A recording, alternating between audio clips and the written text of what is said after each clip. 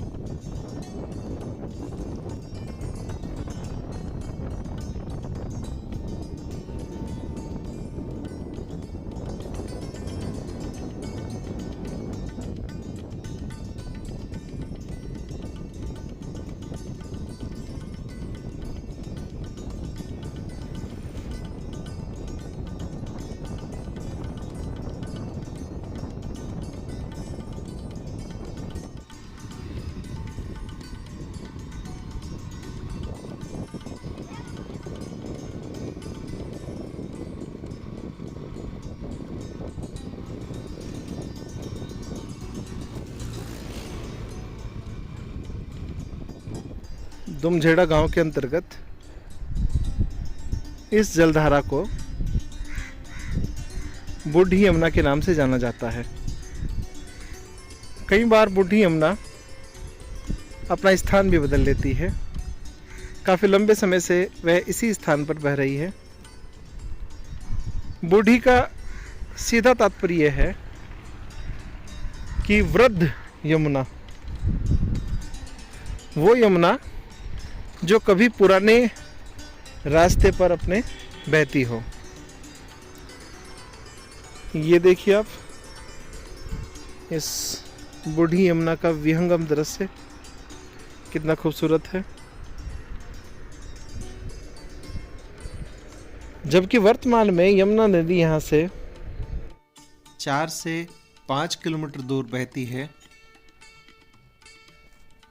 लेकिन ये बूढ़ी यमुना है। इसका अर्थ यह है कि यमुना नदी का फाट यहाँ से लेकर वहाँ तक है, जो कभी इधर कभी उधर समय के साथ में होता रहा। इतिहास बदलता रहा और यमुना की धाराएं भी बदलती रहीं।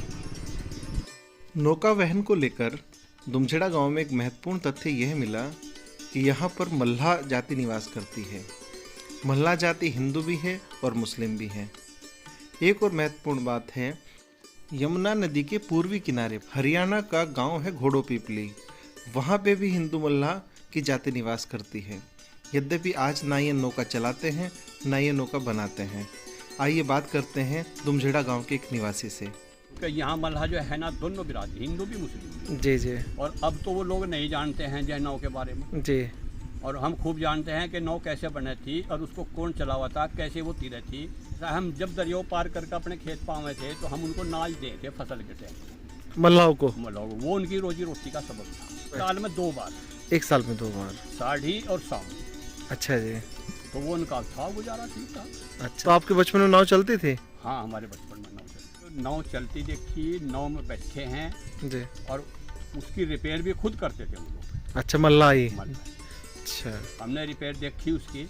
अब तो कील और पतरी बहुत आगे लोगों के जी। अच्छा, अगर सुराख नाव में बन गया जी तो ये यहाँ से आम के पेड़ होते हमारे, उनका गूंद उतारा जी और वो लगा दिया।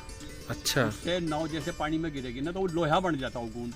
अच्छा जी। हाँ हाँ, अब उसका जो सुराग था वो सारा बंद हो जाता। अच्छा, एक शब्द आता है यहाँ राजघाट भी कोई क्या स्थान था? ये राजघाट दुमझेड़ेगर हरियाणा के जो है बॉर्डर पर है। उस अच्छा। टाइम हरियाणा नहीं था, पंजाब था, पंजाब भी नहीं था, एक ही मुल्क था। आदरणीय इरशाद जी से बात करना बेहद रोचक अनुभव रहा।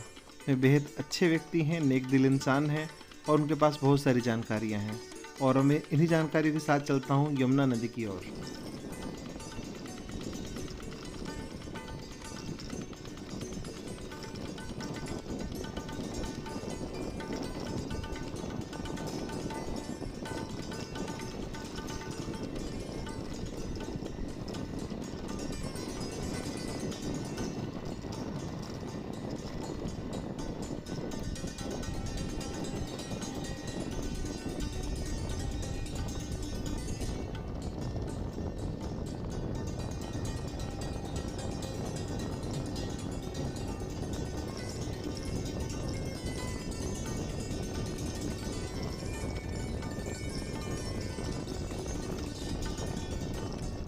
खेतों से होते होते मैं आ पहुंचा हूँ यमुना नदी के किनारे बहुत घने जंगलों के आसपास।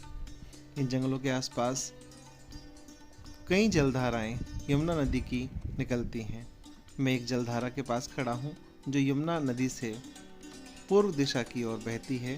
बड़ी खूबसूरत यहाँ की दृश्यावली है, बड़ा मनमोहक दृश्य है। छोटा सा पुल बनाया गया है, केवल बाइक के लिए पुल है, पैदल जाने वालों के लिए पुल है। जो लोग यमुना नदी के इस छोटे से दरिया को पार करते हैं उनके लिए पुल है। बड़े वाहनों को पानी से होकर गुजरना पड़ता है। ये देखिए कितना खूबसूरत यहाँ जंगल है, चारों तरफ पक्षियों की चहचहाहट भी यहाँ गूंज रही है।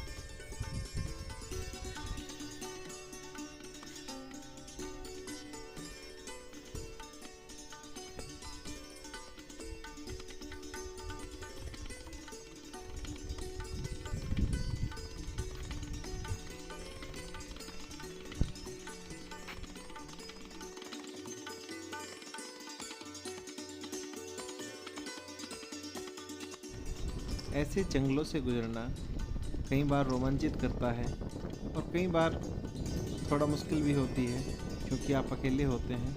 आपकी समस्याओं का सामना केवल आपको ही करना होता है, लेकिन फिर भी जो कुछ पाना होता है उसके लिए खोने का डर छोड़ना पड़ता है।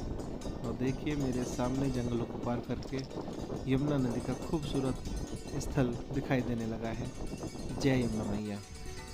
मैं यमुना नदी के पावन किनारे पर खड़ा हूँ। इस पावन किनारे का कुछ भाग सहारनपुर के अंतर्गत आता है और कुछ यमुनानगर के अंतर्गत आता है। प्रदेश की दृष्टि से देखें तो कुछ भाग हरियाणा के अंतर्गत आता है तो कुछ उत्तर प्रदेश के अंतर्गत आता है। यमुना नदी का यह तट कोई साधारण तट नहीं है, ये इतिहास की कई गाथाओं का साक्षी है। दुमझेड़ा गांव से सरसावा, जो प्राचीन सिरसापट्टन हुआ करता था, वहाँ तक के बीच में यहाँ राजघाट हुआ करता था और यमुना का यहाँ फाट बहुत चौड़ा हो जाता है। इस कारण इसको पार करना सरल रहता होगा।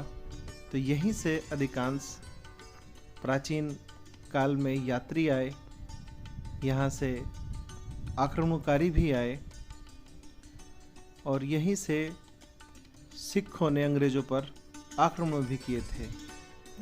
सिखों ने इसी रास्ते को चुना था जब वो घोड़ों पर सवार होकर अंग्रेज़ों की नींव को हिलाने का काम कर रहे थे। यहाँ यह भी महत्वपूर्ण है कि सरसावा वह स्थान है जहाँ पानीपत के युद्ध से पहले यमुना नदी को पार करके सरसावा में बाबर ने अपना डेरा डाला था। गजनवी ने भी इसी यमुना को पार किया और सरसावा के क्षेत्र में वो आया। 7वीं शताब्दी में चीनी यात्री हुएनसांग सुर्ग नगर से जब वृद्धहट्ट और मायापुर की ओर बढ़ा तो उसने यहीं से पावन यमुना को पार किया था। यमुना जी की गाथाएं अनंत हैं। जय यमुना मैया। यहाँ इतिहासकार कनिंघम की वो पंक्ति महत्वपूर्ण हो जाती है जब वो सरसावा को गेटवे ऑफ यमुना कहते हैं। उनके अनुसार यमुना को सरसावा के निकट से पार करना बेहद आसान है और अधिकांश प्राचीन यात्रियों ने और आक्रमणकारियों ने इसी रास्ते को चुना। यहाँ अतीव शांति है, चारों ओर घने वन है और ये शांति प्रेरित कर रही है यहाँ रुके रहने के लिए, लेकिन मुझे चलना होगा।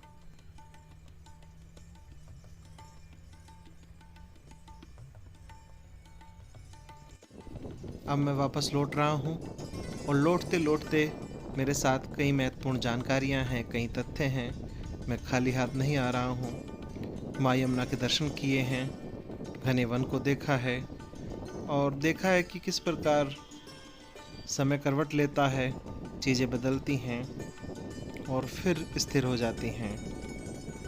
मैं फिर मिलूँगा एक नई इतिहास की यात्रा को लेकर, जो मेरे इस प्राचीनतम क्षेत्र से आपको परिचित कराएगी। मिलते हैं फिर एक नई यात्रा पर। धन्यवाद।